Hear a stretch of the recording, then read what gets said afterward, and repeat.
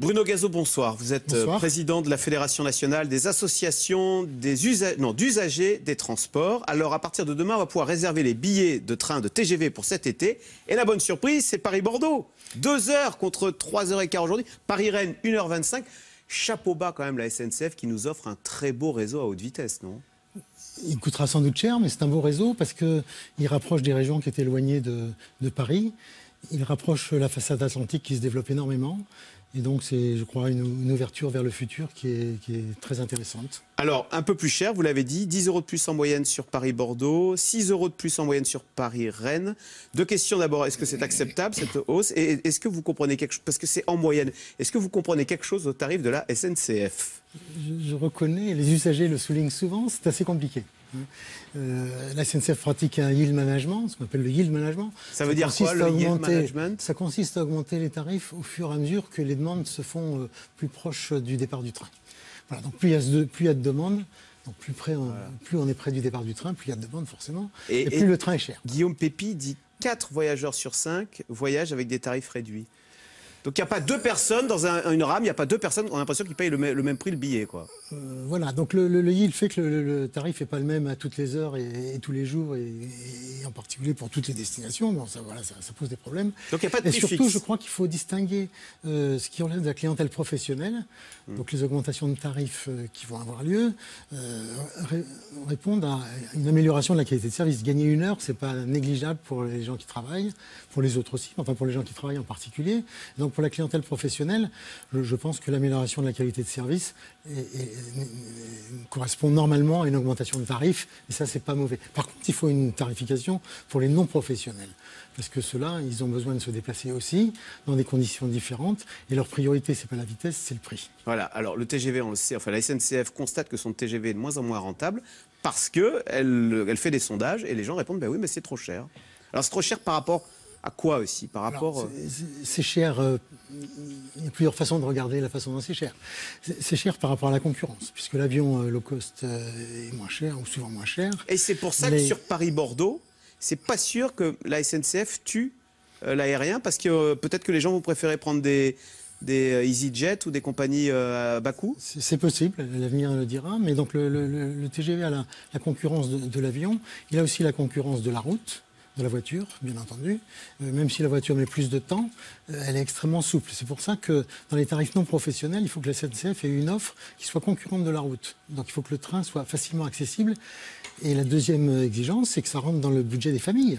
Or aujourd'hui, beaucoup de tarifs excèdent le budget des familles. Donc il faut que la SNCF ait une tarification haute que la tarification professionnelle en destination des autres publics, en particulier des familles. L'écart Macron, on a dit que c'était un gadget, sauf que la SNCF s'aperçoit que les jeunes prennent ces cars Macron et que du coup, les jeunes n'ont plus le réflexe TGV maintenant. Je ne dirais pas que c'est un gadget parce que ça répond à... Il y a une clientèle pour les cars Macron. Donc ça fait plus de mal à la SNCF qu'on ne l'a dit au début. Ça en fait plus peut-être à Blablacar, parce qu'ils sont plus en concurrence avec le covoiturage que vraisemblablement avec la SNCF. Ils le sont avec les intercités, parce que la zone de concurrence des cars et comme de Blablacar, c'est autour de 300 km. Et donc ça, c'est plutôt les trains intercités qui, là, ont vraiment besoin d'une politique tarifaire adaptée pour faire face à cette concurrence de l'autocar ou du covoiturage. Mais Bruno Gazo, est-ce que toute cette concurrence, à la fois des compagnies aériennes à bas coût, des cars Macron, du covoiturage, fait qu'aujourd'hui la SNCF a quand même développé toute une stratégie de voyages pas chers, des voyages low cost? Ce sont les TGV Ouigo, et on ne le sait pas, mais Ouibus, Ouicar, c'est la SNCF aussi. Et je crois qu'ils sont leaders d'ailleurs sur les cars Macron, comme on dit. Oui, on peut se poser d'ailleurs. C'est un paradoxe, d'ailleurs la FNOT s'étonne parfois, et même souvent, de voir certaines liaisons en concurrence entre le car... Ils se concurrencent eux-mêmes avec leur propre car. Et le train, mais je crois que la SNCF a voulu occuper une part de marché face aux autres compagnies d'autocars, Flixbus et EasyLines, donc voilà la raison. Mais il y a un besoin de complémentarité des modes, c'est clair. Alors, cette ligne, elle a coûté très cher, hein, Paris-Bordeaux à grande vitesse, 8 milliards d'euros. Est-ce que, il faut être honnête, c'est la dernière grande ligne TGV qu'on verra... je veux dire, les Toulousains peuvent attendre longtemps avant d'avoir le train rapide chez eux?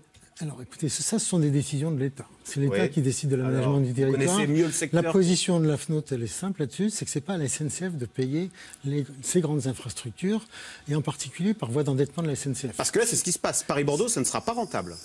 Alors, on verra. Il l'a dit, Guillaume Pépi, qu'il allait perdre 180 millions par an avec cette ligne TGV. Bon, moi je lui dis, il faut remplir vos trains et ça ira mieux, on perdra moins d'argent. Voilà. Donc il faut tout faire pour remplir les trains, y compris avec les clientèles qui ne sont pas professionnelles. En tous les cas, quand on écoute le patron de la SNCF, Guillaume Pépi, on va l'entendre, il explique que sa priorité, ce ne sont plus les TGV. On écoute la nouvelle priorité de la SNCF. Guillaume Pépi.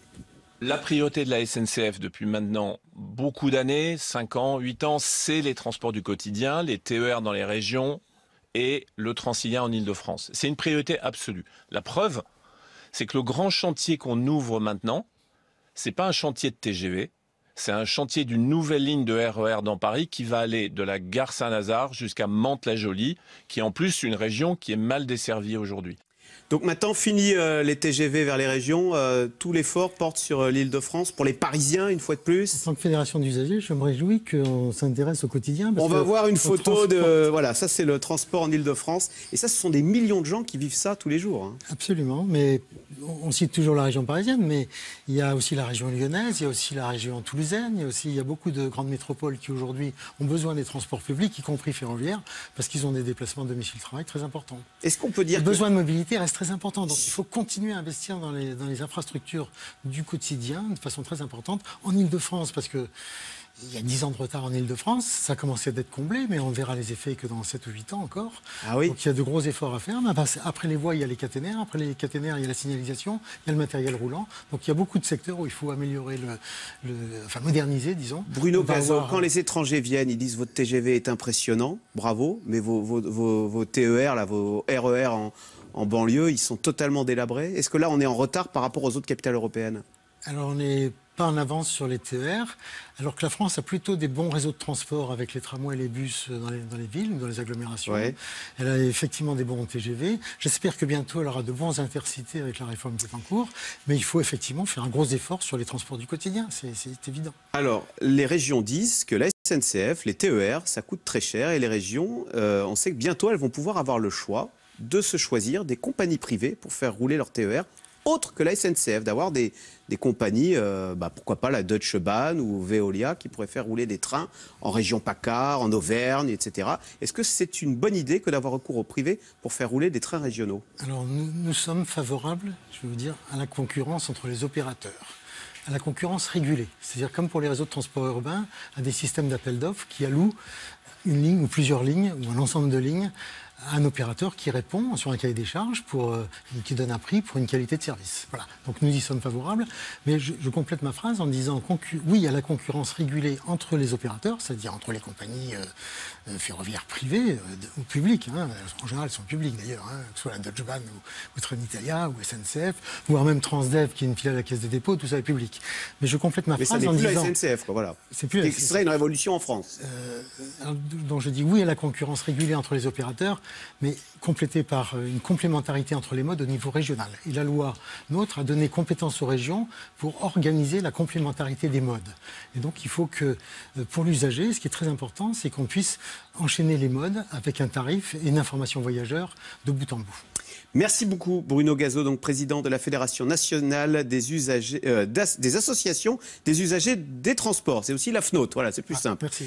Merci, restez avec nous tout de suite. Bruce Toussaint, c'est dans l'air. Le Brexit, c'est parti. Le Royaume-Uni enclenche le processus de sortie de l'Union. Conséquence inattendue, l'Écosse demande du coup à sortir de la Grande-Bretagne. Le Brexit pourrait-il inspirer la France? C'est tout de suite, c'est dans l'air. Bruce Toussaint.